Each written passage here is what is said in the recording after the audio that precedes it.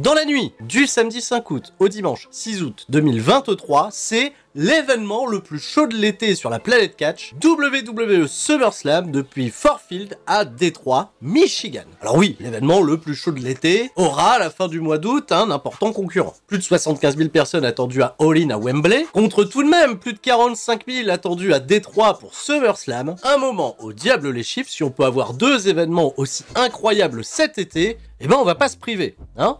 3. J'ai oublié le G1 Climax. Oula. On est parti pour faire les pronostics, la remise en contexte de toute cette carte de SummerSlam 2023. 8 combats au programme et surtout, j'insiste, pensez à aller faire également vos pronostics sur Univers Catch, le lien est dans la description. On représente haut et fort les couleurs de Cessal Catch, s'il vous plaît. Et on commence sur cette carte par parler de tous ces combats qui ne sont pas sur la carte. Alors oui, j'avais insisté sur les derniers Raw Recap, SmackDown Recap. Oui, je sais, il n'y a pas eu de Raw Recap cette semaine. WWE a développé beaucoup de programmes, beaucoup de rivalités qui avaient le calibre pour figurer sur cette carte de SummerSlam, et pourtant, par exemple, il n'y aura pas de Becky Lynch contre Trish Stratus, malgré un programme qui avait commencé au mois d'avril dernier, juste après WrestleMania. Ah oui, cette semaine, on a eu un affrontement entre Becky Lynch et Trish Stratus qui aura duré à peine quelques secondes, puisque Zoey Stark est intervenue. Il y a ceci dit un faible pourcentage de probabilité que le match ait lieu quand même à SummerSlam de manière totalement impromptue, ou alors on va le garder pour le prochain pay-per-view qui sera Payback au début du mois de septembre. Autre programme féminin pour lequel il va falloir être patient,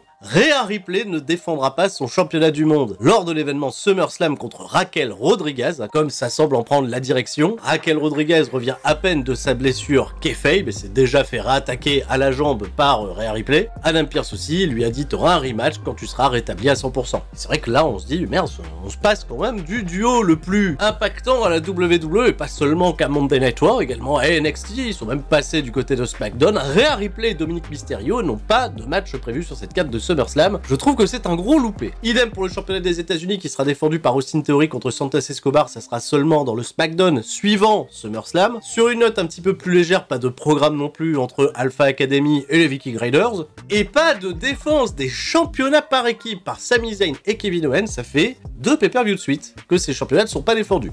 Après on sait Kevin Owens est réellement blessé. Ce qui va me permettre de faire la transition avec ce combat qui a été annoncé, une bataille royale sponsorisée par Slim Jim. Attendez-vous peut-être à ce que des morceaux de viande séchée participent à la bataille royale, une bataille royale pour gagner absolument rien.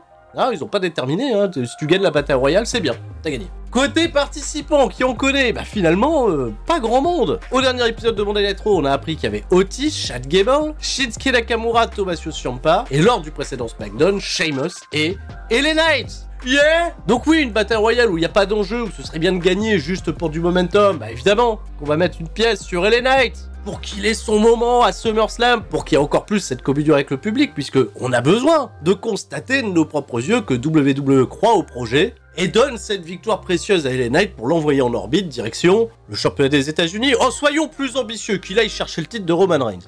Ah! Et pourtant, je ne prédirai pas une victoire de LA Knight. Parce que maintenant j'ai l'habitude, parce que maintenant je suis un vieux briscard. J'en ai vu plein et vous en avez probablement vu aussi, des projets populaires portés par le public qui finalement sont les gentils perdants à la fin. Et j'ai peur pour LA Knight que cette bataille royale, même s'il n'y a pas d'enjeu, rien à gagner, il soit le runner-up, le dernier éliminé par celui avec qui il débutera son futur programme pour les semaines à venir avant d'être suffisamment prêt. Hein, voilà, parce que peut-être qu'il n'est pas prêt. Alors c'est pour ça, je vais prédire comme ça au pif une victoire de Grayson Waller, histoire de bien mettre de la hit, bien dégoûter les gens, parce que dans le catch on aime bien dégoûter les gens pour les rendre heureux un peu plus tard. Et si vous n'êtes pas content, faites comme il a dit Triple H, hein. Soyez patient. Yeah. Oh. Logan Paul affronte Ricochet dans un match pour le buzz. C'est uniquement pour le buzz. C'est pour faire des séquences entre les deux qui deviennent virales. Comme à l'époque, Ricochet, il avait rendu ses séquences avec un certain Will Ospreay totalement virales en 2016 du côté de New Japan. Et comme Logan Paul, il a un peu les réseaux sociaux pour rendre les choses virales, bon, alors attendez, on les met comme ça sur des cordes, on leur fait faire des double moonsault into somersault plancha into shooting star press, driver sur la tête, sur la nuque, comme vous voulez. Ricochet, enfin, il mérite, il a son moment, son gros spot, son gros break à SummerSlam pour peut-être débouler sur quelque chose. Et puis, faut quand même donner du crédit à Logan Paul qui s'implique malgré tout physiquement comme il le faut depuis qu'il est à la WWE et qui, grâce à son personnage de heel suffisamment détesté, permet à Ricochet d'avoir les ovations qu'il mérite de temps en temps, hein, Gérard. Bah oui, Gérard, il va faire des saltos, Gérard. Et bah voilà, là on va voir un chouette match. Et cerise sur le gâteau, ils nous ont donné un intéressant segment cette semaine à Monday Night Raw où Logan Paul il a charrié Ricochet sur le fait que Samantha Irvine, qui est sa petite amie, la petite amie de Ricochet, soit l'annonceuse du ring. Qu'est-ce qui va se passer si ta petite amie m'annonce comme le vainqueur du match? J'espère que t'y vois pas trop d'inconvénients. Voilà, c'est devenu un petit peu personnel comme ça, c'est pas plus mal. Pronostic, victoire de Logan Paul. Oui, il a perdu beaucoup de grosses échéances ces derniers temps, et victoire de Logan Paul, ça me paraît assez logique pour le replacer un petit peu plus haut dans la carte par la suite. D'ailleurs, il est encore engagé, il est encore là. C'est une histoire très personnelle entre Shayna Baszler et Ronda Rousey, qui vont s'affronter pour la première fois à la WWE dans un MMA Rules Match. Oula, MMA, Mixed Martial Arts, c'est pas les assureurs. Alors c'est toujours casse-gueule quand WWE décide de faire du MMA. Un peu surpris d'ailleurs qu'ils aient pas réutilisé l'environnement du Fight Pit. Ça aurait pu être un petit peu plus adapté. Alors pourquoi ce match est sur la carte plus qu'un autre match féminin qui aurait pu être promu à sa place?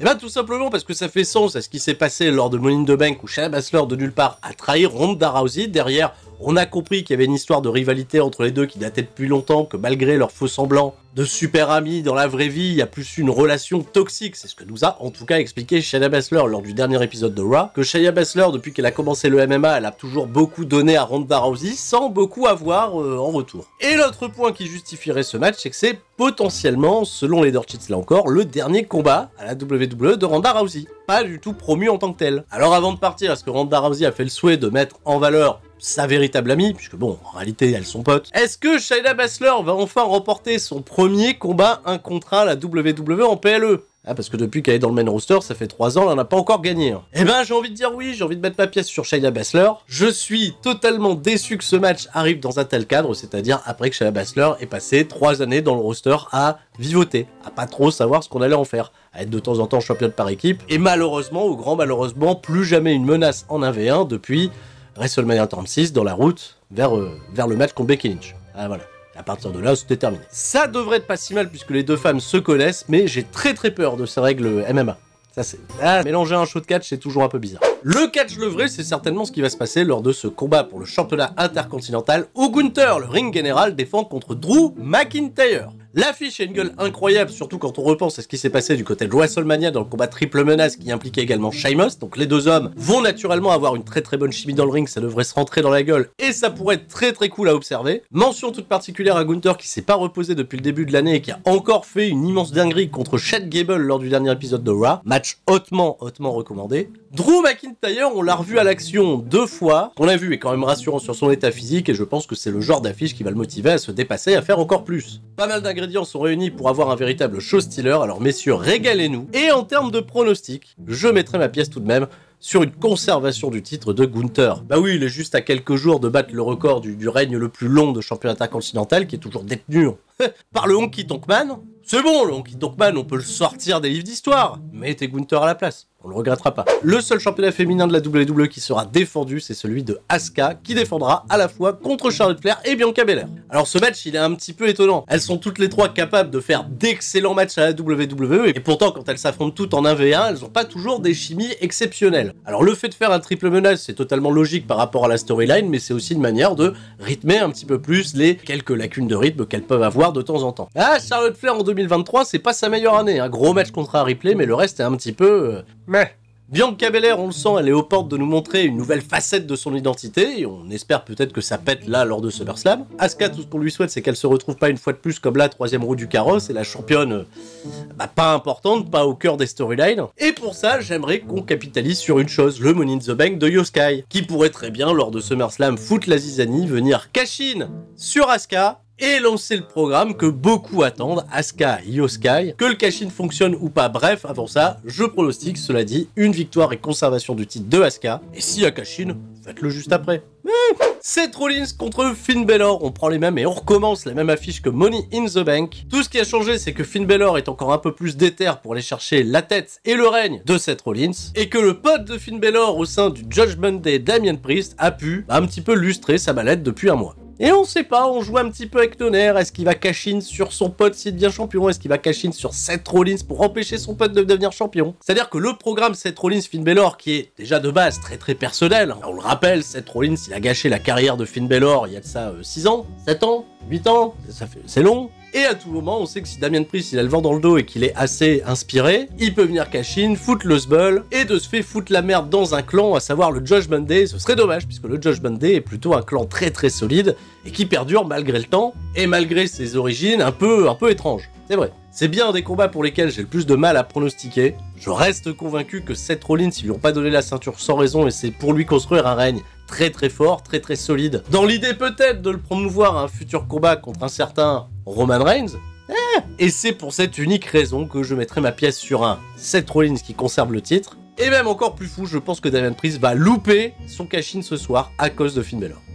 Oui, c'est la prédit dangereuse, mais qui va donner beaucoup d'intérêt pour les semaines à venir. On est encore une fois dans ce cadre de triple main event, puisque Cody affronte Brock Lesnar pour la 3e et on l'espère dernière fois. Ah, le programme il tire un peu, hein. Le programme il tire. Alors oui, ils font des beaux clips. WWE nous a encore sorti un incroyable clip pour nous justifier ce 3e match entre Cody Rhodes et Brock Lesnar. Alors il n'y a pas de stipulation, c'est un match normal, basique, singles match. Brock Lesnar, il pourra pas mettre des coups d'escalier, il pourra pas faire ce genre de truc là, à part si ça se fait dans le dos de l'arbitre. Mais bon, les ref bumps, on les garde pour un autre match. Et si vous voulez tout savoir, lors du dernier épisode de Raw, Brock Lesnar, il a call out Cody Rhodes et il lui a serré la main, il lui a dit allez.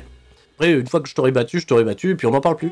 Et Cody Rhodes, il a attaqué Brock Lesnar dans le dos, et ça s'est retourné contre lui, puisque Brock Lesnar, en fait, oui, bah, à l'extérieur du ring, c'est son environnement, donc il a maîtrisé Cody Rhodes une fois de plus, et Cody Rhodes, c'est quand même le gros perdant. Ah, d'un peu trop de segments contre Brock Lesnar en weekly, et même au final, si ça fait un partout dans les confrontations directes, la première victoire de Cody Rhodes, ça reste quand même un roll-up, un peu gagné avec un gros coup de chat. Alors oui, je suis un peu triste de la construction de Cody Rhodes, qui me rappelle beaucoup celle de Seth Rollins en babyface il y a 4 ans. Une semaine, il se fait massacrer, l'autre semaine, il paraît génial au micro. Je pense qu'à SummerSlam, il va battre Brock Lesnar, mais pour avancer sur quoi derrière? Eh ben ça, j'en sais rien. Est-ce que le championnat de Seth Rollins reste un objectif? Est-ce que Roman Reigns au loin est toujours un objectif? Eh ben j'ai hâte que ce Lesnar Cody Rhodes se termine pour savoir quelles sont les futures ambitions de Cody Rhodes. Dis-nous. Allez, vas-y, dis. Bah oui. Et ton papa, pense à ton papa. Allez, le main event, le cinéma. Roman Reigns contre Jey Uso. Un match sans disqualification qui porte l'appellation de combat tribal. Ouais, tribal combat.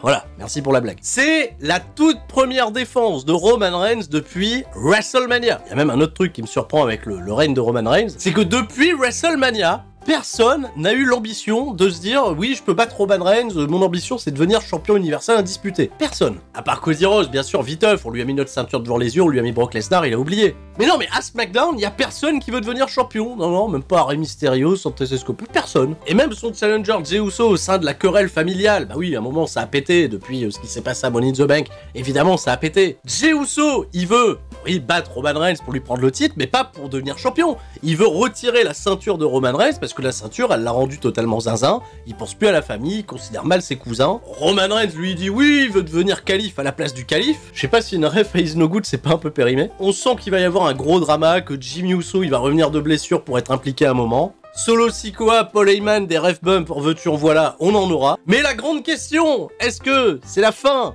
des 1000 et je sais plus combien jours de règne de Roman Reigns à SummerSlam contre Jey Uso? Est-ce que tout ça était fait pour que ça se termine avec un Jey Uso champion à la fin? Bah je pense pas. Ah, c'est-à-dire que je vois pas un Jey Uso construit suffisamment fort pour aller battre Roman Reigns. Je rappelle quand même que Cody Rhodes, il a quand même remporté un Royal Rumble, oui, il est arrivé numéro 30, et qu'il a eu des gros accomplissements pour faire face à Roman Reigns. Jey Uso, son seul gros accomplissement, c'est d'avoir, oui, fait le tomber sur Roman Reigns. Dans le cadre d'un match par équipe. Derrière en weekly, c'est un peu dommage de pas ne serait-ce lui avoir donné cette opposition en 1v1 contre Solo Sikoa, qui aurait pu le consolider, comme à l'époque elle avait consolidé Cody Rhodes dans la dernière ligne droite vers WrestleMania. Un peu bizarre cette construction de Jey Uso, bon, qui quand même a remporté des matchs importants, il a battu Grayson Waller, voilà. En fait, ce qu'on réclame, c'est pas une victoire de Jey Uso sur SummerSlam, c'est un peu plus de justice. Un peu plus de clémence de Roman Reigns à l'égard de ses cousins Jey et Jimmy qui se sont sacrifiés pendant 3 ans pour que Roman Reigns soit au niveau où il est. Alors je m'attends à être surpris, je m'attends encore une fois à un gros twist scénaristique puisque ce qu'on attend dans les combats de Roman Reigns c'est plus vraiment le catch.